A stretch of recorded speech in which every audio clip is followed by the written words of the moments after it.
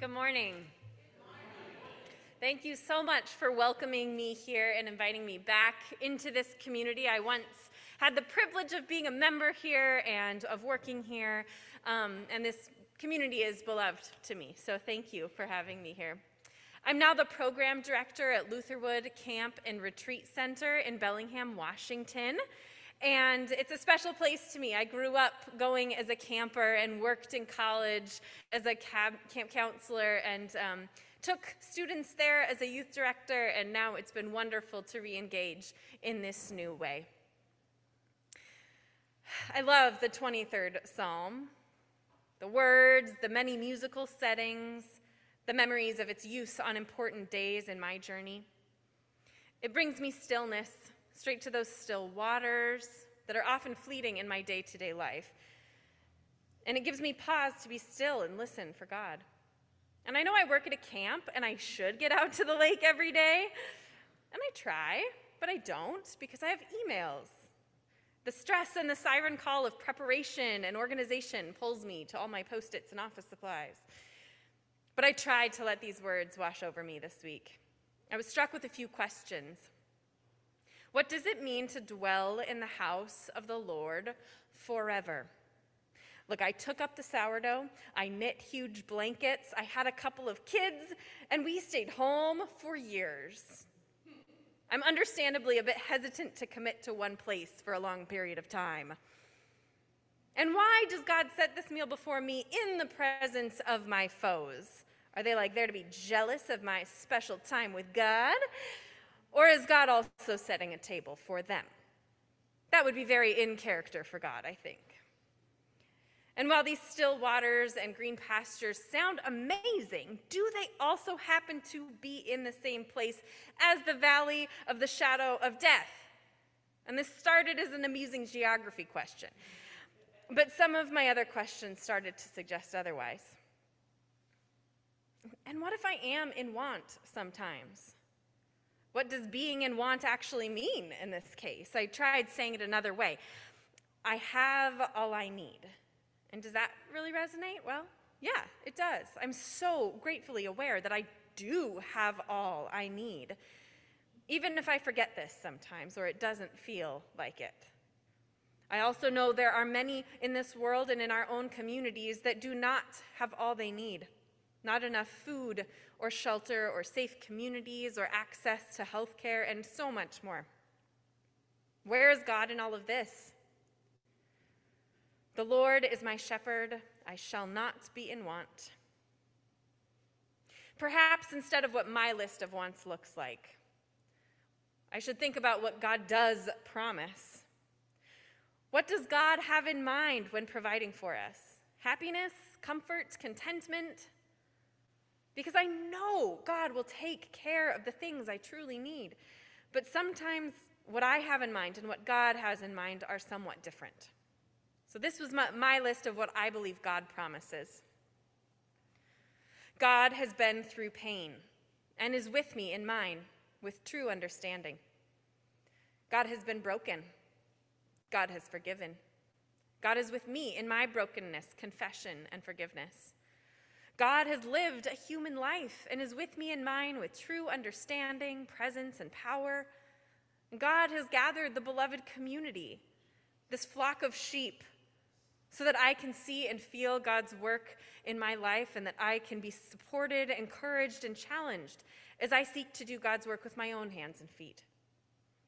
God promises that we will die, and we will go through periods of life where it feels like we are dying.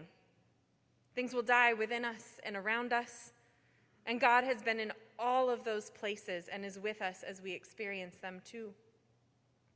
God has provided life in abundance and a planet that has more than enough for all living things. Jesus walked through the valley of death and emerged on the other side, and we too are gifted this incredible resurrection. Those are big things. I can't earn enough money to get those things. I can't work towards God's understanding. I can't conjure the grace to forgive or be forgiven. These things are only by the grace and creation of God. And then there's the sheep today. Those woolly, wonderful sheep that we are. Have you ever seen that visual where penguins are huddled together in the cold? They just make this huge mass of black and white in this super cold weather, and they take turns being on the outside against the weather.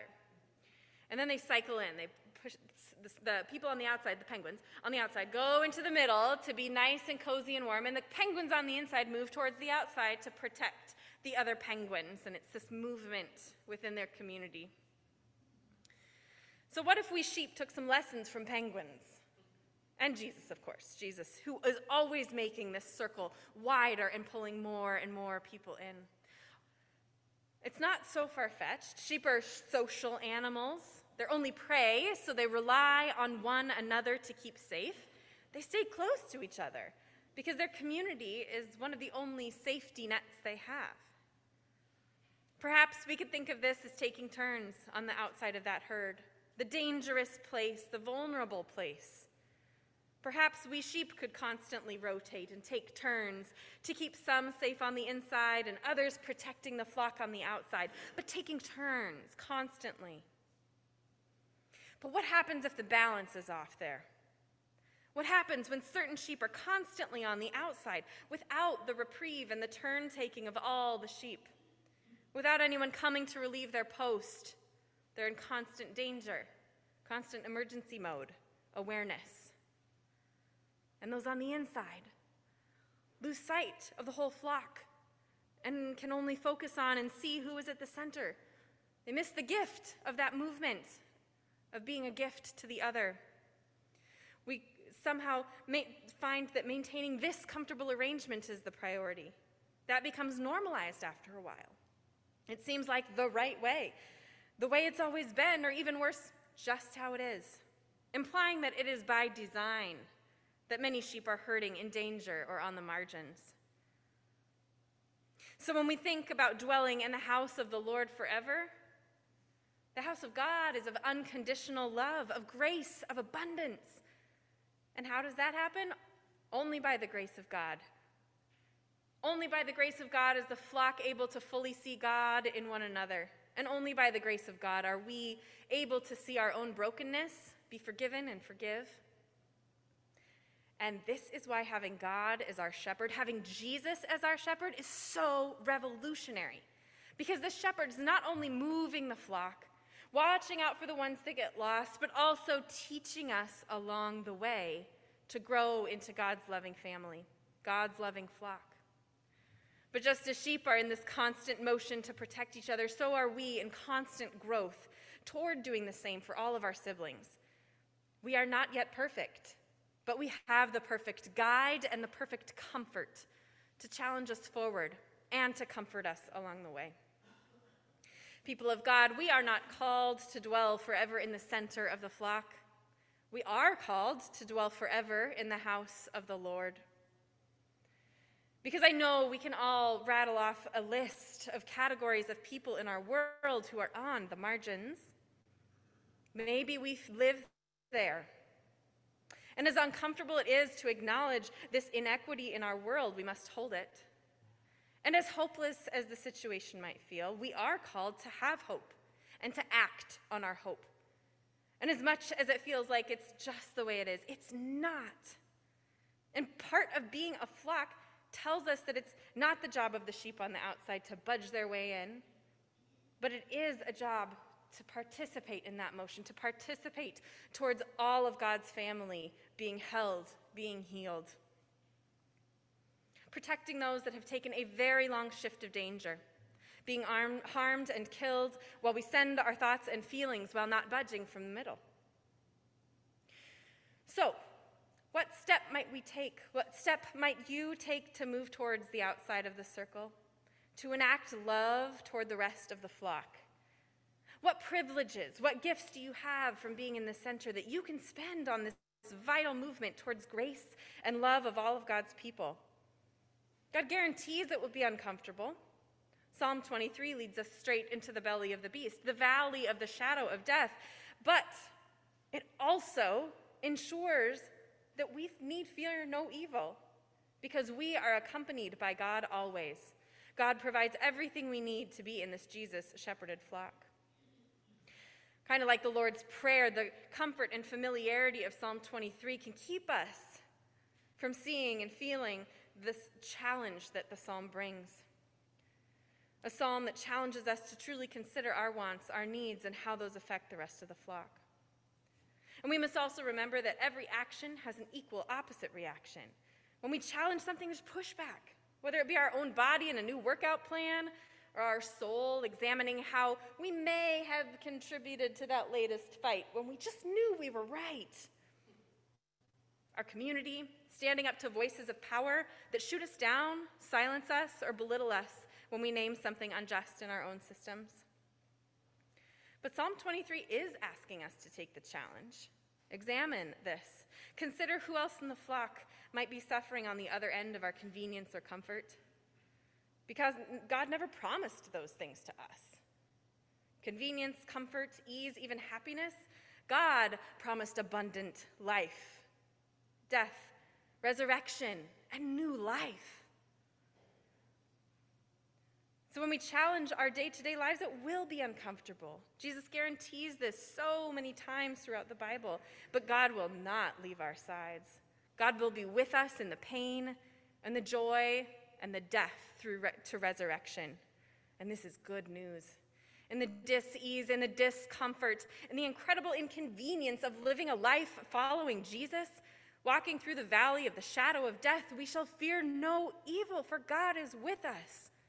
God is shepherding us through the challenges of following Jesus, of living lives that speak truth to power as Jesus did, of abandoning ego and being willing to say, I was wrong. I don't know, or I'm still learning, or I changed my mind. Of facing our own brokenness, what we have done and what we have left undone. For in these very human valleys, this is where God promises to be. This is where we will be led to still waters. This vulnerable, honest, deep valley is where God restores our souls.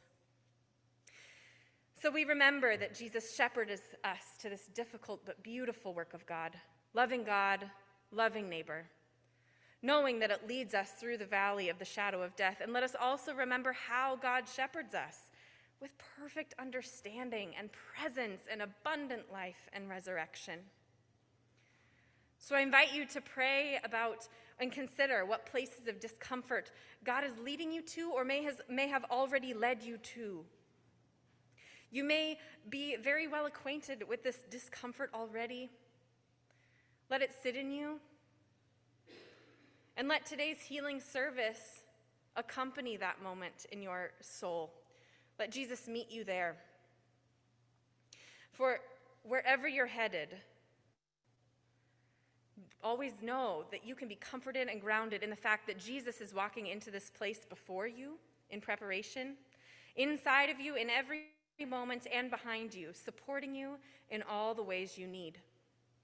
So I invite us to live from two perspectives of healing today: the hope, confidence, and comfort in God's steadfast presence through every hurting, grieving, healing journey, and the hope, confidence, and comfort that God has called us to be healers, God's healing hands and feet in the world.